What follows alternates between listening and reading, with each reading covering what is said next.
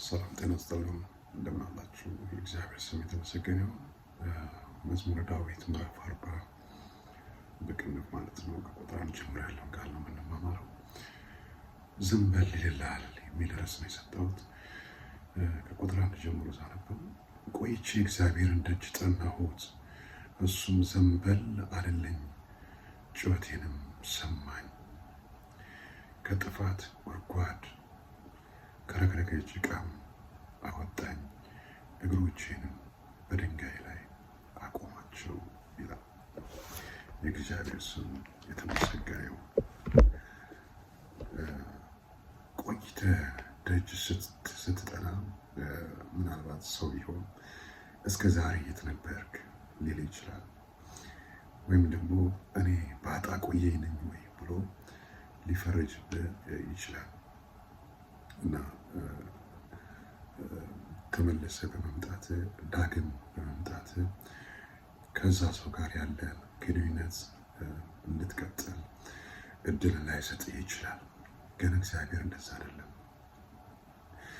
ልክ እንደዛ እንደጠፋው ልጅ ጠፍቶ የአባቱን ንብረት ተካፍሎ በየቦታው በትኖ ጨፍሮበት ብዙ አድርጎ ከዛ ተመልሶ ሲመጣ ምሕረት እንደተደረገለት አባቱ ማንም ያለበሰው ልብስ አልብሶ በክብር ተቀብሎ ፍሪዳ አርዶለት እንደተቀበለው ልክ እንደዛ የእግዚአብሔር ምሕረት የእግዚአብሔር ቸርነት የላቀ ነው። እና እዚህ ጋር ዳዊት እንደምትመለከቱት ቆይቼ እግዚአብሔር ደጅ ጠናሁት። ምናልባት እንድትቆዩ ያደረጋችሁ ብዙ ነገር ሊሆን ይችላል። የጸሎታችሁ መልስ መዘግየት ሊሆን ይችላል። ነገሮቻችሁ ተይዞባችሁ፣ ተበላሽቶባችሁ፣ ተስፋ ቆርጣችሁ ባልሄድስ ብላችሁ ሊሆን ይችላል።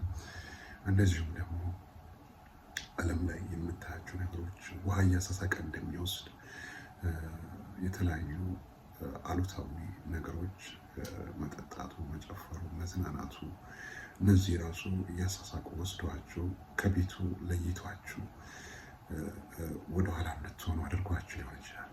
ግን እግዚአብሔር በእናንተ ተስፋ አይቆርጥም። እግዚአብሔር ከእናንተ ጥፋት ይልቅ የእናንተ መጥፋት የሚያሳስበው ማለት ነው። እና እሱም ማለት ዘንበል አለኝ አለ፣ አራቀኝ፣ ወደ እኔ በመራቅ ፈንታ ወደ እኔ ቀረበ። ዘንበል ማለት ከመቅረብ ራሱ የዘለለ ነው። ከመቅረብ ራሱ የበለጠ ነው። የበለጠ ወደ እናንተ ተስቧል ማለት ነው። እና በፊት ከሚቀርባችሁ ወይም አንድ ምዕራፍ እናንተ ስትቀርቡት እልፍ ምዕራፍ ወደ እናንተ እንደሚቀርብ የሚያሳይ ነው።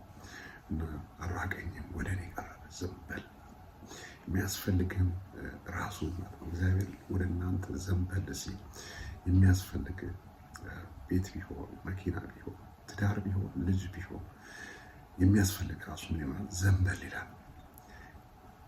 እግዚአብሔር ወደ እናንተ ዘንበል ሲል የሚያስፈልጋችሁ ነገር ራሱ ምን ይሆናል?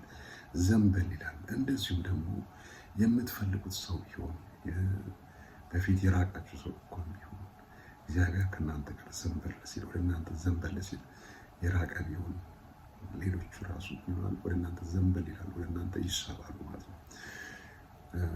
እኔ በተረዳሁት ነው። እሱ ማለት ዘንበል አለ፣ አራቀኝ፣ ወደ እኔ በመራቅ ፈንታ። ሃሌሉያ! የሚያስፈልግ እንኳን እግዚአብሔር ወደ አንተ ዘንበል ሲል ዘንበል ይልልሃል። እሱ ዘንበል ካለ የራቁ እንኳን ቢሆኑ ምን ይሆናል? ዘንበል ይላሉ። ሌላው ጩኸቴን ሰማኛል። ምናልባት ሰው ቢሆን አትረብሸኝ ሊል ይችላል፣ አትጮህብኝ ሊል ይችላል።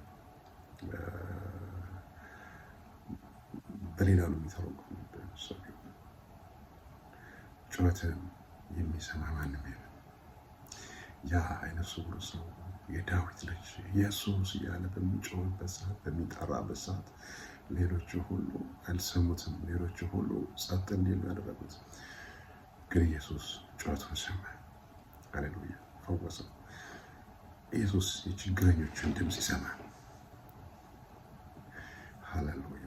ሰው ቢሆን አትጩህ ይላል፣ ረበሽከኝ ይላል፣ ዞር በል ይላል፣ ሊገፈትር ይችላል። እሱ ግን ይሰማል። ሰምቶ ደግሞ ዝም አይልም። ሰምቶ ደግሞ ዝም ብሎ አያልፍም። ሰምቶ ደግሞ ዋጥ አድርገው ቻል አድርገው ብሎ አልፎ አይሄድም። በዛ በችግር ላይ ስር ነቀል ለውጥን ነው የሚያመጣው፣ መፍትሄን ነው የሚያመጣው። ሃሌሉያ። ከዛ ከጥፋት ጉድጓድ እግሮችን በድንጋይ ላይ አወጣችሁ ይላልና እግሬንም ከረግረግ ጭቃ አወጣኝ ይላልና ወጣው ስትል መልሰ ባለበት እንድትሄድ ከሚያደርግ ወጣው ስትል ከዚህ በኋላ ተመልሼ እንደዚህ አይነት ህይወት ውስጥ አልገባም፣ እንደዚህ አይነት ጥፋት ላይ፣ እንደዚህ አይነት ኃጢአት ላይ፣ እንደዚህ አይነት ክፋት ላይ፣ ጌታ ማይከብርበት ቦታ ላይ ከዚህ በኋላ አልገኝም ስትል መልሶ እንኳን ከሚከት ከዚህ አስቸጋሪ ከረግረግ ጭቃ ከጥፋት ጉድጓድ ከጥፋት ጉድጓድ አለ። በጣም የሚገርም ነው። ቆይቼ እግዚአብሔር ልጅ ጠናሁት፣ እሱም ዝም በል አለኝ። ጩኸቴን ሰማኝ፣ ከጥፋት ጉድጓድ ከረግረግ ጭቃ አወጣኝ። ከጥፋት ጉድጓድ ማለት ሞትን ከሚፈልግ ሊቀብር ከነበረው ልትጠፋ ልትሞትበት ከነበረው ጉድጓድ ያወጣ እግዚአብሔር ይመስገን። የጥፋት ጉድጓድ ማለት ዋያ ሰሰቀ እንደሚወስደው ወደ ሞት የሚወስድ መንገድ፣ ወደ አሉታ የሚወስድ መንገድ፣ እንዲያበቃልህ እንድትቀበር ወደሚያደርገው መንገድ፣ ከዛ መንገድ ነው ያወጣን እግዚአብሔር። በጣም የሚገርማቸው ከኃጢአት ነው ያወጣን፣ ከቀንበር ነው ያወጣን፣ ከጥፋት ጎዳና ነው ያወጣን። ብዙዎቻችን እሱ ባይራራልን ኖሮ፣ ባይምረን ኖሮ፣ ሌላ እድል ባይሰጠን ኖሮ ጠፍተን ነበር። እንደ ሰው ቢሆን ኖሮ ባልተገኘን ነበር፣ በቤቱ ባልዘለቅን ነበር። ለምን ማንም ሰው ከአንዴም ሁለቴ ታግሻለሁ፣ ከዚህ በላይ ልታገስ አልችልም ይላል። እርምጃ ይወስድብሃል። መንግስት ቢሆን ሰው፣ የትኛውም ሰው ቢሆን እርምጃ ነው የሚወስድብህ። ባለስልጣን ከሆነ ሊያሳስር ይችላል፣ ሊያስገድል ይችላል፣ ብዙ ነገር ሊያደርግብህ ይችላል። እና ከዛ እግዚአብሔር ግን ምሕረቱ ያህል የላቀ እንደሆነ የምታዩት ለዚህ ላጠፋ ሰው፣ ለዚህ ለበደለ ሰው፣ ለዚህ ብዙ ነገር ላደረገ ሰው ከጥፋት ጉድጓድ ነው ያወጣው፣ ከረግረግ ጭቃ ነው ያወጣው። ያ ረግረግ ጭቃ አንዳንዴ ረግረግ ጭቃ ማለት አስቸጋሪ ነው፣ እንደ አረንቋ እንደሚባል ልትወጡ እየፈለጋችሁ እንዳትወጡ የሚያደርግ ልትወጡ ወይም ወጣው ስትሉ መልሶ ወደኋላ የሚጎትታችሁ ወይም ባላችሁበት እንድትረግጡ የሚያደርግ ጭቃ፣ ባላችሁበት እንድትረግጡ የሚያደርግ አምናም እዛው ካቻ አምናም እዛው ወጣው ስትሉት እዛው መልሶ ደጋግሞ የሚባክ የሚያደርግ የሚመላለስ እና ከዛ ካስቸጋሪ ከረግረግ ጭቃ ምን አደረገኛል? አወጣኛል። ሃሌሉያ። ወጣው ስትል መልሶ ባለበት እንድትረግጥ ከሚያደርግ ወደኋላ ከሚጎትት ከረግረግ ጭቃ እንደማስትሽ ከሆነ አጉል ልማድ ልትወጣ ስትል መልሶ ከሚያሰምጠው ከሚቀብረው ባለበት እንድትሄድ ከሚያደርገው አምናም ካቻ ምናም እዛው ነው እንዲባል ከሚያደርገው ከርሞ ጥጃ አድሮ ቃሪያ ነው እንዲባል ከሚያደርገው መቼም አይለወጥም ከሚያስብለው ከዛ ከረግረግ ጭቃ ሃሌሉያ እግዚአብሔር ያወጣል። በሰው የማይቻል እግዚአብሔር ይቻላል። ሰው ተስፋ ሲቆርጥበት፣ ሰው አበቃ ሲል፣ ሰው ሲጨርስ፣ ሰው ሲደመደም እግዚአብሔር መጀመር ልማዱ ስለሆነ እና ምን አለ? እግሮቼን በድንጋይ ላይ አቆማቸዋል። ከእንደነዚህ አይነት መሰናክሎች ካወጣ በኋላ ከእንደነዚህ አስቸጋሪ መንገዶች ከመለሰ በኋላ እግሮቼን አለ በድንጋይ ላይ አቆማቸው። ሌላ ቦታም ኢየሱስ የተናገረው ምሳሌ አለ። ቤታችሁን በዓለት ላይ ስሩ እንዳለው ማለትም በቃሉ ላይ የተመሰረተ ሰው በዓለት ላይ እንደተሰራ ቤት ነው። ነፋስ ቢመጣ፣ ወጀብ ቢመጣ፣ ማዕበል ቢመጣ አይናወጥም። ግን በአሸዋ ላይ የተሰራ ቤት በቀላሉ እንደሚወሰድ በነፋስም ሆነ ማዕበልም ሆነ ወጀብ ሲመጣ በቀላሉ እንደሚወሰድ ተናግሯል። እና በድንጋይ ላይ የተሰራ ቤት ማለት በቃል የተመሰረተ ሰው በሽታ ቢመጣ፣ ድህነት ቢመጣ፣ አሳሳች ቢመጣ፣ በገንዘብ አታሎ ህይወቱን ሊወስድ ከሚመጣ ወይም በጥቅማ ጥቅም አታሎ የዘላለም ህይወት ሊነጥቅ ከሚመጣ ከእንደነዚህ አይነት ነገር ሁሉ እንዲነጠቅ ወይም ደግሞ ከእንደዚህ አይነት ነገር ሁሉ እንዲመለስ የሚያደርገው በቃሉ ላይ የተመሰረተ በቃሉ ላይ የተሞላ ሰው ያ ሰው በሽታ ሲመጣ አበቃልኝ ብሎ መናዘዝ አይጀምርም። በበሽታው ላይ ይናገራል። ሃሌሉያ! ለምን ለኤርምያስ እንደተናገረ በአፍ ቃል አኖሬአለሁ ትነቅልና ትተክል ዘንድ እንዳለ በበሽታው ላይ ትናገራለህ። በሽታው ከአንተ ላይ ይነቀላል። በተለያየ ተጽዕኖ ላይ አሉታዊ በሆኑ ነገር ላይ በክፉ ላይ ትናገራለህ። መልካም ይሆናል ማለት ነው። እና እግሮቼን አለ በድንጋይ ላይ አቆማቸው። እግሮቼን በድንጋይ ላይ አቆማቸው። ድንጋይ ከፍታ የሚገልጽ ነገር ነው። ከፍታ ላይ ክፉ ማይደርስበት ላይ ወጀብ ማይደርስበት ላይ ነፋስ ማዕበል ማይደርስበት ላይ በሽታ፣ ድህነት፣ ተጽዕኖዎች የማይደርሱበት ላይ ያ የአዳም እርግማን በአንተ ላይ የማይደርስበት ላይ ሃሌሉያ እግሮቼን በከፍታዎች በድንጋይ ላይ አቆማቸው። ሃሌሉያ እግሮቼን በድንጋይ ላይ አቆማቸው። ለአንድ ሰው ይህ ይሆንለት፣ ከፍታን መርገጥ ይሆንለት። እንደ ዋልያ እግሮች በከፍታ ላይ መቆም ይሆን። በአስቸጋሪው ላይ ባልተቻለው ላይ ባቃታችሁ ነገር ላይ በከፍታ ላይ መቆም ይሆን። እግዚአብሔር ኃይልን ብርታትን ያድላችሁ። አሁን አበቃኝ፣ አሁንስ አከተመ፣ ከዚህ በኋላ እግዚአብሔር አይታገሰኝም፣ ከዚህ በኋላ ሌላ እድል አይሰጠኝም፣ ከአንዴም ሁለት ሶስት እኮ በአካርግ ያሉ የምትሉ ሰዎች ልክ እንደ ጴጥሮስ የሆናችሁ ሰዎች እግዚአብሔር በአንተ ተስፋ አይቆርጥም። ሃሌሉያ! ስለዚህ አንተ ተስፋ አትቁረጥ። ዳግም እድል አለው እግዚአብሔር። ዳግም ወደ ቤቱ የማምጣት፣ ዳግም በቤቱ የማጽናት፣ ዳግም በቤቱ የማበርታት፣ ዳግም በቤቱ ቅርጽ የመስጠት፣ ዳግም ሌላ እንኳን የምትተርፈው ጴጥሮስ ሌላ ሰው የሚተርፍ እኮ አይመስልም። ከአንዴም ሁለት ሶስቴ ሲከዳ አላውቀውም ይህንን ሰው ሲል በገረድ ፊት ሲክድ ተመልሶ ጴጥሮስ ወደ ጌታ የሚመጣ አይመስልም። አይደለም መምጣት እንዲሁም ሾሞ ኢየሱስ እኮ አለ በጎችን ጠበቅ አለው፣ ጠቦቶችን ጠበቅ እያለ ኃላፊነት ሁሉ ሲሰጠው እናያለን። ሃሌሉያ! ምን ያህል ጸጋው ትልቅ እንደሆነ፣ ምን ያህል ጸጋው ኃያል እንደሆነ በዚህ እናያለን።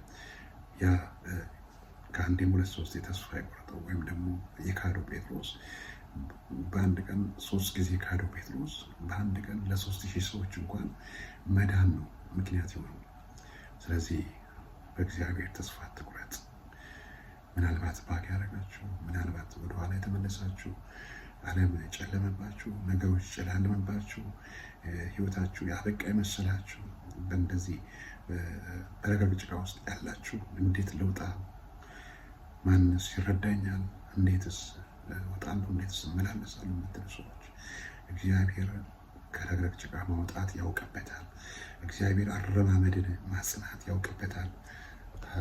በከፍታ ላይ ማቆም ያውቅበታል። ሃሌሉያ! እና እግሮቼን አለ በድንጋይ ላይ አቆማቸው፣ አረማመዴንም ማጸና አለ። ከዛ ወደኋላ ላትል፣ ላትወላውል፣ ላትወላገድ፣ ላትንሻፈፍ፣ ሃሌሉያ ላትወላገድ አጽንቶ እግዚአብሔር ያቆማል። ለምን? አረማመድ ሲጸና ችግር ሲመጣ ወደኋላ አትልም። በሽታ ሲመጣ ወደኋላ አትልም። ድህነት ሲመጣ ወደኋላ አትልም። የተለያዩ ተጽዕኖዎች ሲመጡበት ወደኋላ አትልም። አረማመድ ሲጸና ቢከፋም ቢለማም ከእግዚአብሔር ጋር ይመቻል፣ የትም ከሱ ጋር ይመቻል ብሎ በሱ ጉዳይ ላይ ጨካኝ እንድትሆን፣ በሱ ጉዳይ ላይ ቆራጥ እንድትሆን ያደርጋል። እግሮቼን አለ በድንጋይ ላይ አቆማቸው፣ አረማመዴንም አጸና። ዛሬ ምናልባት አልጸና ያለ ትዳር በኢየሱስም የጸና ይሁን። ምናልባት ዛሬ አልጸና ያለ መንፈሳዊ ህይወት እየወላወለ ያስቸገረ መንፈሳዊ ህይወት በኢየሱስ ክርስቶስ መጽናት ይሆንለት። ልክ በዓለት ላይ እንደተሰራ ቤት መጽናት ይሆንለት። ሃሌሉያ! ዛሬ በኢየሱስም በትዳር ቢሆን በስራ እንኳን ቢሆን ስራ ጀምራችሁ ስራችሁ እየተቋረጠ እየተዘጋ ያስቸገራችሁ በጌታ በኢየሱስም የስራ በሮች በኃይል ከፈቱ። በስራ በምትሄዱበት መንገድ ላይ በስራ በምትሄዱበት የስኬት ጎዳና ላይ አረማመዳችሁ በኢየሱስም ይጽና። በትዳር መጽናት ይሁን፣ በስራ መጽናት ቢሆን፣ በአገልግሎት ቢሆን፣ በመንፈሳዊ ህይወት መጽናት ይሁን በጌታ በኢየሱስም። እንዲሁም ደግሞ በፕሮሰስ ላይ ያላችሁ፣ በውጭ ጉዞ ላይ ያላችሁ እንዲሁም ተጀምሮ እየተቋረጠ ያስቸገራችሁ አለቀ ስትሉት አበቃ ስትሉት አሁን ጨበጥኩት ይህን ፕሮሰስ አበቃ ማተብ ተመታ ስትሉት መልሶ ደግሞ ጥያቄ እየመጣባችሁ ወደኋላ እየተጎተተ እስካሁን እዛ ናችሁ የተባላችሁ ሰዎች በጌታ በኢየሱስ ስም የእናንተ አረማመድ ይጽና። የእናንተ ፕሮሰስ የእናንተ ጉዞ በኢየሱስ ስም የጸና ይሆን። ስለ ሁሉ እግዚአብሔር ይመስገን። ስለተከታተላችሁ እጅግ አድርጌ ነው የማመሰግነው። ፕሮግራሙን ከወደዳችሁት ላይክ፣ ሼር፣ ሰብስክራይብ አድርጉ። ሌሎች ወንድሞች እህቶች ደግሞ እንዲዳረስ ሼር አድርጉ፣ ኮሜንት ጻፉ። በነገር ሁሉ እግዚአብሔር አዋቂ ነው፣ አታጉረምርሙ።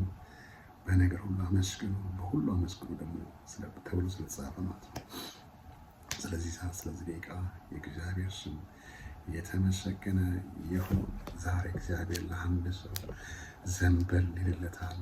ሃሌሉያ። ተባረኩ።